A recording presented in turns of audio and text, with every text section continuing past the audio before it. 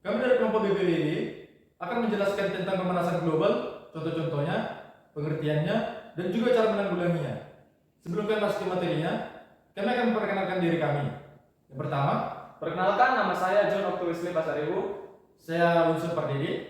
Saya Nicholas Budi. Saya Lutfi Butar. Dan inilah adalah presentasi kami. Pengertian pemanasan global. Pengertian pemanasan global. Pemanasan global adalah proses peningkatan suhu bumi di atas rata-rata dalam jangka waktu yang panjang.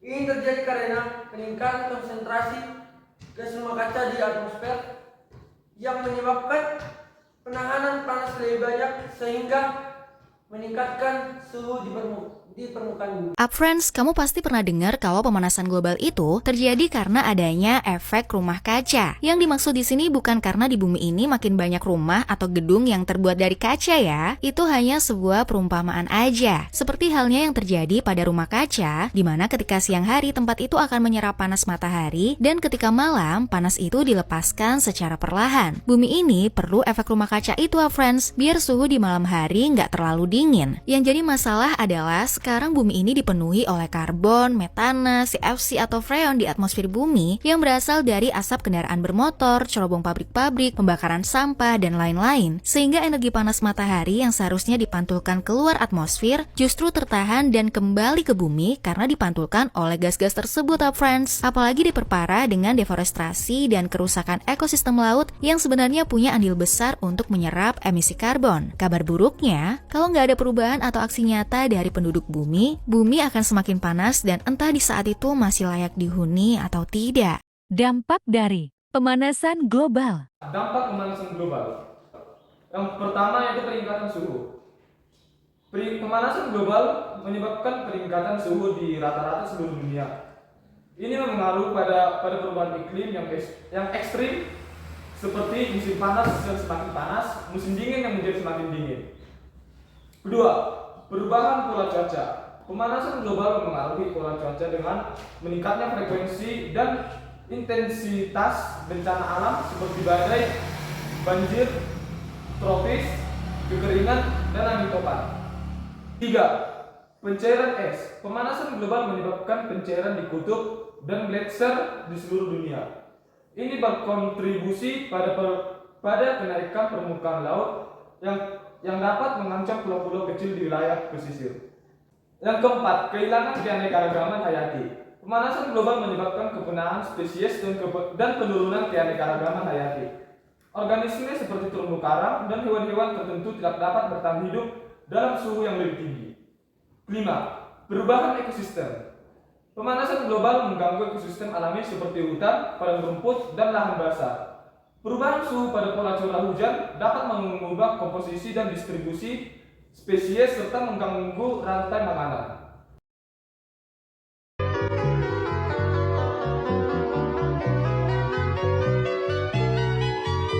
Dampak dari pemanasan global. I've been reading books of old, the legends and the myths, Achilles and his gold, Hercules and his gifts, Spider-Man's control, and Batman with his fist. And really I don't see myself from all the with what she said when she wanna go, how much you wanna risk. I'm not looking for somebody with some superhuman gifts, some superhero, some fairy tale bliss.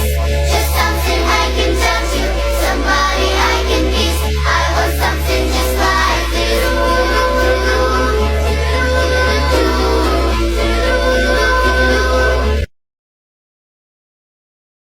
Penyebab pemanasan global. Penyebab pemanasan global. Penyebab pemanasan global ada 4. Yang pertama, emisi rumah kaca.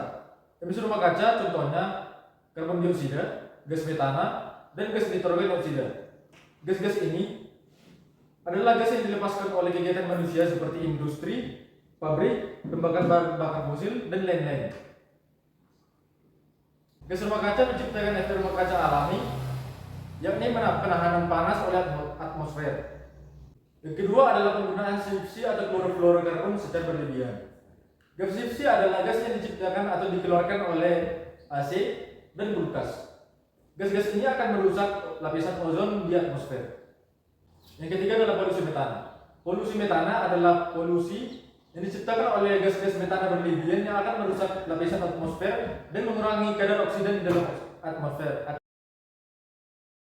Tahukah kamu apa yang dimaksud dengan perubahan iklim? Perubahan iklim adalah perubahan secara signifikan pada iklim, suhu udara, dan curah hujan selama periode waktu mulai dari dasawarsa hingga jutaan tahun.